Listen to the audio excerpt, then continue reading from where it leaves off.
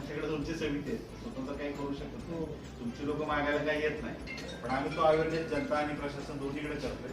शासनाने आमची ती मागणी मंजूर केली आहे. आता त्याचा GR येईल आणि जिल्हा याचं मौलाना आझादची पण शाखा इथं आहे जिल्ह्यामध्ये. काय होतं GR येऊन पण स्टाफ देत नाही आणि त्या लोकांनाच ॲडिशनल चार्ज द्यावं लागतो.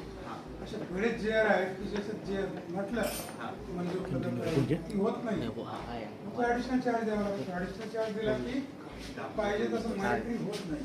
आपण एक भाग त्यामुळे त्याच्यावर पण आपल्याला लक्ष ठेवावं. आम्ही राज्यस्तरीय काम करतोय. आमच्याकडे इंटेलिजन्स टीम, आम्ही नॉन पॉलिटिकल है, आमचे कुठलेही स्वतःचे त्याच्यामध्ये इंटरेस्ट नहीं.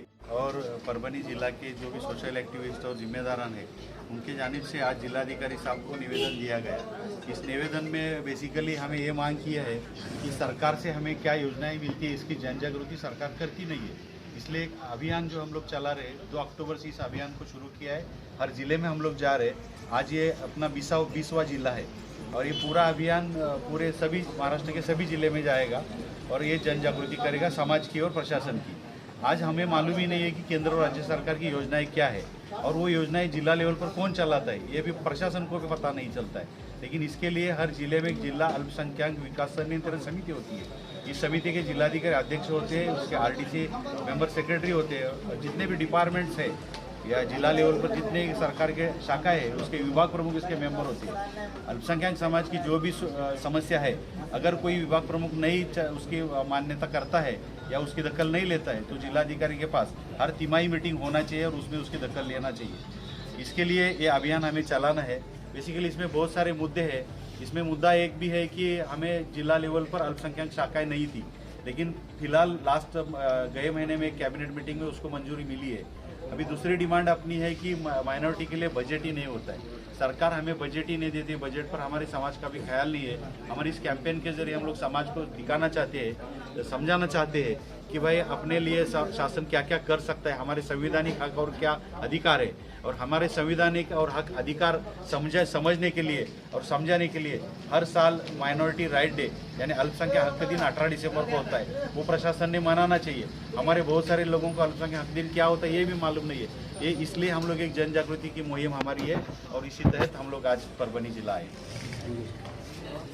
समाज में बहुत गफलत है और हम हमारी डिमांड्स गवर्नमेंट से मंजूर नहीं करा रहे हैं. गवर्नमेंट ने जबकि बहुत सारे बजट दिया है, स्कीमात भी मंजूर की है, लेकिन हम अब वो गवर्नमेंट की स्कीमात अवाम तक पहुंचाने में और गवर्नमेंट ने पूरी स्कीमात नाफिज करने के लिए हमारे पास कोई फॉर्म नहीं है. ये फॉर्म जो काम कर रहा है ये बहुत बेहतर है. अब जबकि अभी साहब ने भी बताया कि माइनॉरिटी 15% है और जबकि मुसलमानों की तादाद जो है तो कम से कम गवर्नमेंट के आदाद शुमार के मुताबिक 12% है, लेकिन कोई गवर्नमेंट का बजट 1% भी हमारे मुसलमानों की माइनॉरिटी की स्कीमात पर खर्च नहीं होता. ये बहुत अफसोस की बात है.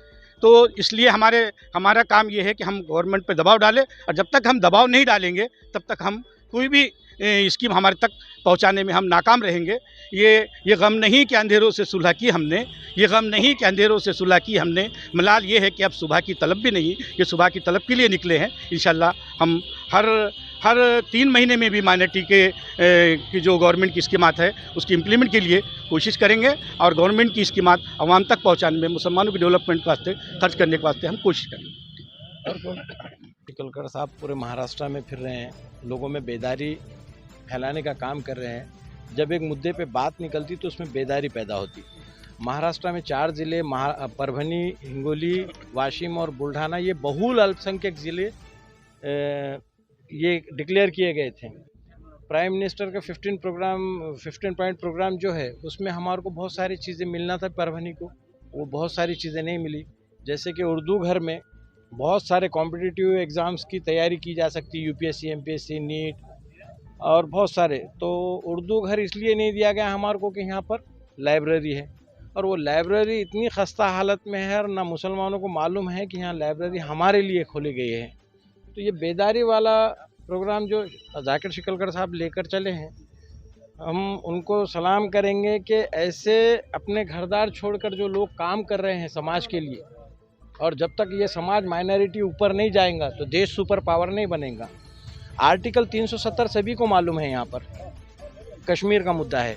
आर्टिकल 371 हमारा मराठवाड़ा का मुद्दा है. मराठवाड़ा, विदर्भ, सौराष्ट्र और कच्छ इसमें हमारे को स्पेशल प्रोविज़न दिया जाएगा, ऐसा कॉन्स्टिट्यूशन में लिखा हुआ है। स्पेशल प्रोविज़न कोई दिया नहीं जाता, जबकि यहाँ पेड़गांव में इधर ये साइड अपना गंगाखेड़ रोड पे MIDC मंजूर हुई, हसनापुर में हमारे को एयरपोर्ट मंजूर हुआ, मगर यहाँ लीडरों की चढ़ावड़ी की वजह से हम पीछे रह रहे। ये सिर्फ माइनॉरिटी अल्पसंख्यक ज़िला बोले तो माइनॉरिटी का बहुत तरक्की हो जाएगी, ऐसा नहीं है। हर जात समाज उसका फ़ायदा उठाएगा और हर महाराष्ट्र में यहाँ पर कोई जातिवाद नहीं है जितना पूरे इंडिया में है, क्यों तो यहाँ पर वारकरी समाज है, संभाजी ब्रिगेड है, मराठा सेवा संघ है, ऐसे कई सारे लोग हैं जो मिलजुल के रहते हैं और हम भी मिलजुल के ही रहना चाहते हैं। मगर हमारे पे जो प्रेशराइज किया जा रहा है, जो कुछ आ गई नई पार्टियाँ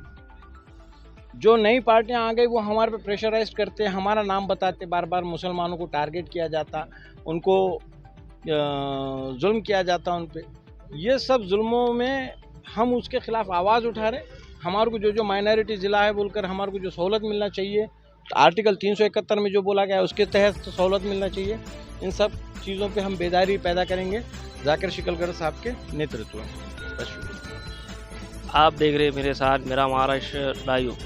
हमारे चैनल को ज़्यादा से ज़्यादा लाइक करें, सब्सक्राइब करें, शेयर करें और नीचे दिए स्क्रीन पर नंबर किसी भी न्यूज़ या प्रचार के लिए कांटेक्ट करें। Thank you.